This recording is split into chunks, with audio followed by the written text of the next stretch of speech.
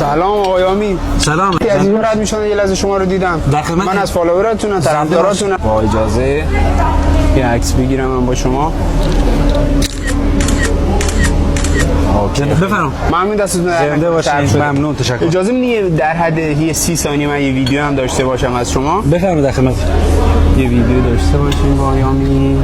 ممنون. اوکی.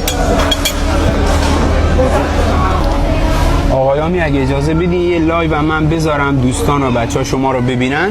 من بفرمایید. بله با آقایامی هستیم. میخوای شما یه صحبتی با بچه ها داشته باشی صحبت کنین؟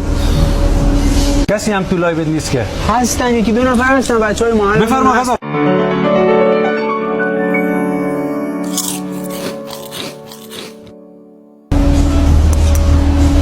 بگم پیاز بیارن خدمتتون؟ آره پیاز خوبه، برای اشتها خوبه. بگیم بیارن. راستی میشه منو فالو کنی؟ مگه چند تا فالوور داری شما؟ من 12 تا. نه متاسفانه من موبایلم دست ادمینه. کی؟ امین؟ ادمین. آها ادمین. راستی من خودم کلی کار داشتم، فقط به خاطر تو اومدم اینجا، تو رو دیدم اونجا اومدم. آره میبینم به خاطر من اومدی.